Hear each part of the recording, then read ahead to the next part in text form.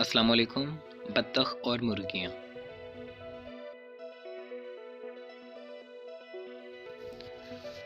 ایک گاؤں میں ایک بطخ رہتی تھی۔ وہ بہت ہی سیدھی سادی اور بہت ہی بولی والی تھی۔ ایک دن نہانے کے بعد تالاب سے نکلی اور کنارے آ کر بدن سکھانے لگی۔ بدن کا پانی جھٹکنے کے لیے بے خیالی میں پڑپڑاتے ہوئے پر ایک کنارے دار جھاڑی میں الجھ گئی۔ اتفاق سے جھاڑی کے کانٹے اتنے نکیلے اور ٹیڑھے میڑھے تھے کہ چھڑانے کی کوشش میں اس کا تمام بدن کانٹوں میں بندھ گیا۔ وہ بالکل بے بس ہو کر امداد طلب نگاہوں سے چاروں طرف دیکھنے اور اس عذاب سے نجات پانے کے لیے خدا سے دعائیں مانگنے لگی۔ سچے دل سے کی ہوئی دعا کبھی خالی نہیں جاتی۔ اسی وقت چند مرغیاں ٹہلتے اور دانہ چگتے ہوئے وہاں سے گزری۔ انہیں دیکھ کر بطخ کا چہرہ امید کی کرن سے کھل اٹھا اور ان کے قریب آتے ہی وہ انہیں مخاطب کرتے ہوئے بڑی عاجزی سے بولی، بہنوں، میں اس جھڑی کے عذاب میں اس بری طرح پھنس گئی ہوں کہ خود سے نکل نہیں سکتی۔ خدا کے لیے مجھے اس عذاب سے نکال دو۔ ان میں سے ایک سفید مرغی کو بطخ کی اس بے چارگی پر بہت ہی ترس آیا۔ وہ اپنی تمام ساتھیوں کو امداد دینے والی نظروں سے دیکھنے لگی، لیکن وہ تمام کی تمام مرغیاں مغرور قسم کی تھیں۔ بطخ کی التجا سن کر اور سفید مرغی کا مطلب سمجھ کر برے برے منہ بنانے لگیں۔ جا جا، تو ہماری ذات کی نہیں تو پھر ہماری بہن کیسے؟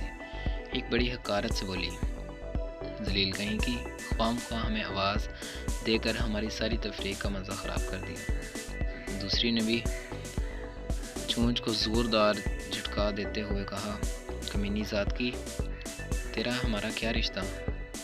کوئی تیری ذات کا ہے تو اسے اپنی مدد کے لیے بلا لینا۔ تیسری نے بڑے نخرے سے دیدے مٹکاتے ہوئے کہا، ارے اس ذلیل کے ساتھ باتیں کر کے تم خود بھی ذلیل کیوں ہو رہی ہو؟ چوتھی نے بطخ سے نفرت کا اظہار کرتے ہوئے اپنے ہی ساتھیوں کو ڈانٹا، چلو ہم تفریح کریں۔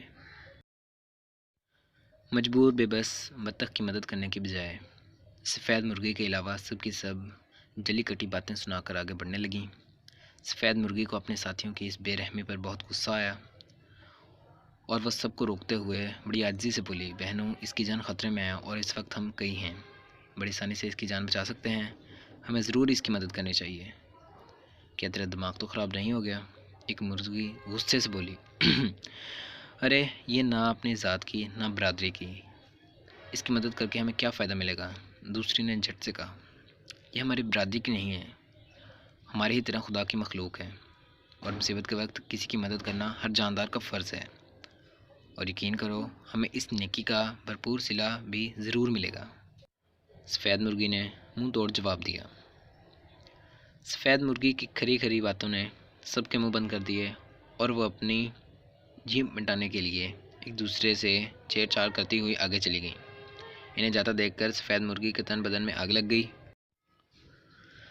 اس کا جی چاہا کہ تمام ساتھیوں کا پر نوچ ڈالے اور تکلیف کیا ہوتی ہے اس کا احساس دلانے کے لیے چونچے مار مار کر ان سب خود غرضوں کو لہو لہان کر دیں، لیکن ان پر تو بس نہیں چلا۔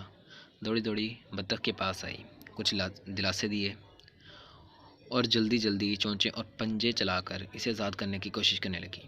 اس جدوجہد میں وہ خود بھی بڑی زخمی ہو گئی، پر ہمت نہیں آ رہی اور تھوڑی دیر میں بطخ کو جھاڑی سے آزاد کرنے میں کامیاب ہو گئی۔ خدا کے کرم اور مرغی کے خلوص کو دیکھ کر بطخ کی آنکھیں بھر آئیں۔ دل ہی دل میں اس نے پہلے خدا کا شکر ادا کیا اور پھر مرغی کے احسان کا شکریہ ادا کرنا چاہا، تو مرغی اس کی بات کاٹتے ہوئے بڑے پیار سے بولی، بہن، میرا احسان نہیں، خدا کی مہربانی ہے اور اسی نے میرے ذریعے تمہاری نجات کا ذریعہ بنایا، میرا نہیں، اس کا شکریہ ادا کرو۔ اس کے بعد دونوں اپنی اپنی راہ چلی گئیں۔ کچھ دنوں بعد اسی گاؤں میں سیلاب آ گیا اور سارے گاؤں میں افراتفری مچ گئی۔ دوسرے جانداروں کی طرح مرغیوں میں بھی بھگدڑ مچ گئی، جن میں وہ سب تمام مرغیاں، مغرور مرغیاں بھی شامل تھیں اور سفید مرغی بھی ان میں شامل تھی۔ جان بچانے کا کوئی راستہ سمجھ میں نہیں آیا تو وہ پھڑپھڑاتی ہوئی ایک درخت پر پہنچ گئیں۔ تھوڑی دیر بعد پانی کا دھارا درخت کے چاروں طرف پھیل گیا۔ ننھی سی جانیں ہر طرف پانی ہی پانی دیکھ کر گھبرائیں اور اس پانی میں انہیں چاروں طرف اپنی موت ناچتے نظر آنے لگی، کیونکہ اگر ڈوبنے سے بچ بھی جاتی ہیں تو درخت پر بغیر دانے دنکے کے بھوک سے تڑپ تڑپ کر مر جائیں گی۔ تمام کی تمام خوف سے حلق پھاڑ پھاڑ کر کڑکڑانے لگیں۔ اس بے بسی پر سفید مرغی کو بطخ کی جھاڑی میں پھنسنے والا واقعہ یاد آ گیا اور خدا سے اپنی اور اپنی تمام ساتھیوں کی سلامتی کی دعا مانگنے لگی۔ ابھی تھوڑی دیر ہی گزری تھی کہ انہیں بطخ نظر آئی جو پانی پر تیرتی ہوئی بڑی تیزی سے اسی درخت کی طرف آ رہی تھی۔ دیکھتے ہی سفید مرغی کی خوشی کی تو انتہا ہی نہیں رہی۔ باقی سب بھی چیخ چیخ کر اس سے مدد کی التجا کرنے لگیں۔ قریب آتے ہی بطخ نے سب سے پہلے سفید مرغی کی خیریت پوچھی، پھر دوسری تمام مرغیوں کی کچھ دنوں پہلے والی مغروریت کو نظر انداز کر کے بڑے ہی خلوص سے بولی، بہنوں گھبراؤ نہیں، اللہ پر بھروسہ رکھو، وہ ضرور تمہاری مدد کرے گا۔ اس کے بعد اس نے سفید مرغی کو اپنی پیٹھ پر سوار کیا اور تیزی سے خشکی کی طرف روانہ ہو گئی۔ سفید مرغی کو خشکی پر چھوڑ کر جب بطخ لوٹی تو اس کے ساتھ اس کی بہت ساری بطخ سہیلیاں بھی تھیں۔ ہر ایک بطخ نے ایک ایک مرغی کو اپنی پیٹھ پر سوار کیا اور پانی کی لہروں سے انہیں بچاتے اور سنبھالتے ہوئے خشکی پر لا چھوڑا۔ خشکی پر پہنچتے ہی سب مرغیوں نے خدا کا لاکھ لاکھ شکر ادا کیا اور پھر بطخ کے آگے شرم و ندامت سے سر جھکا کر اپنے ناروا سلوک کی معافی مانگنے لگی۔ مرغیوں کی جان بچانے کی جدوجہد میں بطخ بری طرح ہانپ رہی تھی۔ اس کا جوڑ جوڑ درد کر رہا تھا۔ اس نے بڑے پیار سے ہانپتے کانپتے لہجے میں کہا، بہنوں مجھ سے معافی مانگ کر مجھے شرمندہ اور گناہگار مت کرو۔